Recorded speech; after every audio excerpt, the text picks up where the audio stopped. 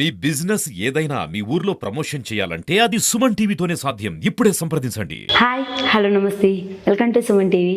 నేను మీ సుకుమారి. హనుమాన్ని పూజించినట్లయితే శివయ్యని నవగ్రహాల్ని పూజించినట్లే అంటున్నారు గురువు గారు. అసలు ఏంటి ఒకసారి తెలుసుకుందామా? ఇంకెందుకు పదండి. నమస్తే గురుగారు. నమస్తే అమ్మ. గురువుగారు, హనుమాన్ని పూజించినట్లయితే శివయ్యని నవగ్రహాన్ని పూజించినట్లు అంటున్నారు కదా, అసలు ఏంటి గురువుగారు అది? ముందుగా సుమన్ టీవీ ప్రేక్షకులందరికీ శుభమస్తు, శ్రీరస్తు, అభిఘ్నమస్తు. ఓం ఆపదాపహత్తారం దాతారం సర్వసంపదాం లోకాభిరామం శ్రీరామం భూయో భూయో నమామ్యహం. ఓం హ్రాం హ్రీం హరిమర్కటమర్కటాయ అంజనా దేవి సుతాయ ఆంజనేయాయ నమో నమః. మనము నవగ్రహాలను పూజిస్తున్నాం, మరి శివయ్యను పూజిస్తున్నాం. మరి ఆయనే స్వామిని పూజించినట్లయితే నవగ్రహాలను పూజించినట్లే. నవగ్రహాలు మరియు ఆయన స్వామి పూజించినట్లయితే శివయ్యను కూడా పూజించినట్లయితే. చూడండి, చెప్తా వినండి. శివుడి యొక్క అవతారమే మరొక అవతారమే ఆయన స్వామి అవతారం. సరే, ఇప్పుడు ఇక నవగ్రహాలని ఆయన స్వామి పూజించినట్టు శివ నవగ్రహాలు ఎలా పూజించాలని అంటున్నారు. చెప్తా వినండి. ముందుగా రావణ వధ అంటే రాముల వారు రావణాసురు వధించి వచ్చేశారు. కానీ అక్కడ నవగ్రహాలు ఉండిపోయినాయి. దీనికి ముందేంటంటే రావణ బ్రహ్మతో తపస్సు చేసి కొన్ని వరాలు కోరాడు.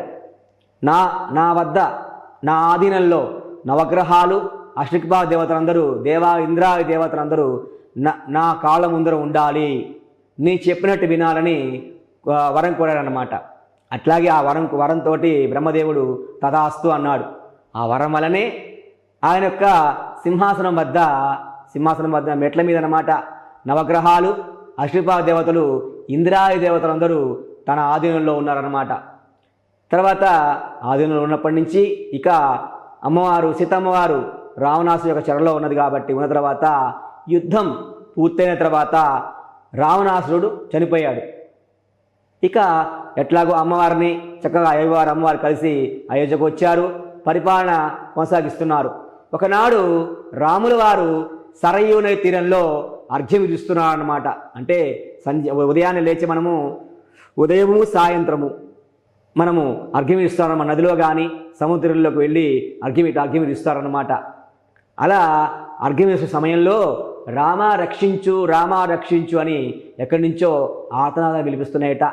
రాముల వారు, ఎవరయ్యా మీరు ఇలా ఏడుస్తున్నారు, ఎవరు మీరు అంటే, రామయ్య మేము నవగ్రహాలము అష్టదిక్పాల దేవతలమయ్యా, మేము ఇంకా రావణాసురు చెరలోనే ఉన్నామయ్యా, మమ్మల్ని విడిపించవయ్యా అని అడిగాట రావణాసురుడిని.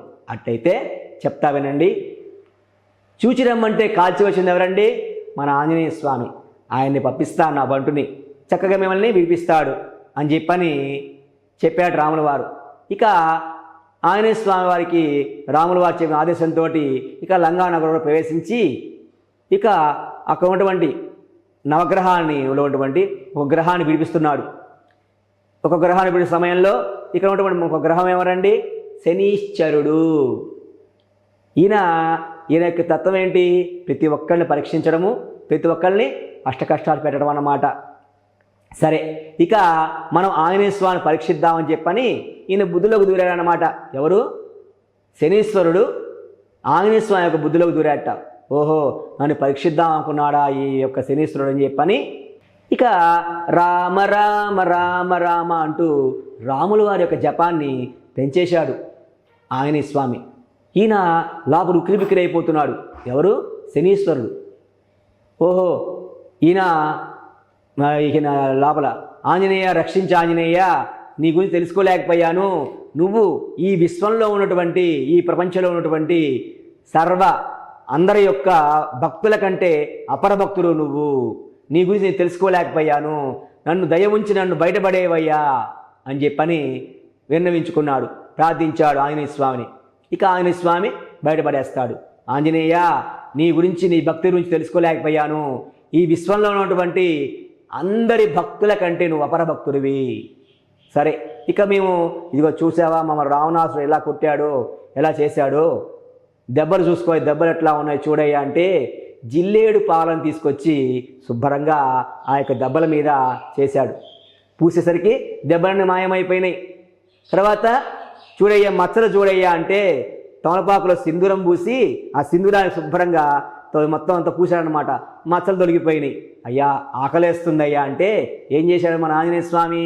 జామపండు, గారెలు, తర్వాత చేసి చిట్టట్టి పళ్ళు ఇచ్చాడట. జామపళ్ళు, గారెలు, చిట్టట్టి పళ్ళు ఇచ్చాడట. ఇచ్చిన తర్వాత తిన్నాడు. తిన్న తర్వాత అయ్యా భుక్తాయాసం ఉందయ్యా అన్నట్ట. అప్పుడు తమలపాకులు తీసుకొచ్చి ఆయన చేతికి ఇచ్చాడు. ఆయన తిన్నాడు.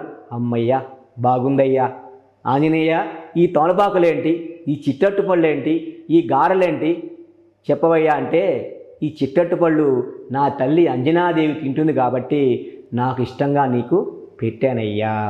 మరి గారెలు ఏంటయ్యా అంటే ఈ గారెలు నా గురువుగానటువంటి సూర్యభగవానుడు ఆయన ఇష్టంగా తింటాడు కాబట్టి నేను, నా గురువు తింటాడు కాబట్టి నేను నీకు ఇష్టంగా పెట్టానయ్యా. మరి జామపళ్ళు ఏంటి? ఇవి నా తండ్రి కేసరి, ఆయనకి జామపండు ఇష్టం కాబట్టి జామపండు నీకు పెట్టానయ్యా అని చెప్పాట. సరే ఈ యొక్క తమలపాకులు ఏంటి? ఈ తమలపాకులు నా తల్లి సీతమ్మ తల్లి ఏకాంతంగా ఉన్న సమయంలో నా రాముల వారికి చిలకలు అందిస్తుంది, ఇచ్చింది కాబట్టి నీకు పెట్టానయ్యా. అందుకే నేను తమలపాకుతో అందుకే ఆకుపూజ చేయించుకుంటా. అందుకే నేను. మరి సింధూరం ఏంటి? నా తల్లి సీతమ్మ తల్లి ఇలా పాపడ సింధూరం ధరిస్తుంది. అందుకే చూడండి ఇక్కడ మన ఇరవై బంధనం మనం బొట్టు పెట్టుకుంటాం, కుంకుమ మాత్రం ధరిస్తాం. ఉత్తరాది వైపు మహిళలందరూ సింధూరం ధరిస్తారు. ఆ సింధూర ప్రాశస్యం అదే. ఇలా సింధూరము అవన్నీ చెప్పిన తర్వాత ఆహా ఆంజనేయ నీ భక్తికి ఇలా ఇంత చెప్పలేమయ్యా. సరే ఇంత బాగా చక్కగా మనం విడిపించావు కాబట్టి మా గురించి నీకు ఒక వరం ఇస్తున్నాను నీకు. ఎవరైతే నిన్ను చక్కగా త్రికరణ సద్దిగా నిన్ను పూజిస్తారో వాళ్ళకి నవగ్రహాల యొక్క బాధలు తొలగిపోవుగాక అని వరమిచ్చాడు ఆంజనేయ స్వామి. ఇదండి ఆంజనేయ స్వామి. అందుకే ఆంజనేయ స్వామి పూజించినట్లయితే నవగ్రహాలను పూజించినట్లే అనేది ఇది మనకి ఆంజనేయ స్వామి చెప్పినటువంటి కథ. సో ఇంత చక్కగా వివరించినందుకు ధన్యవాదాలు గురుగారు.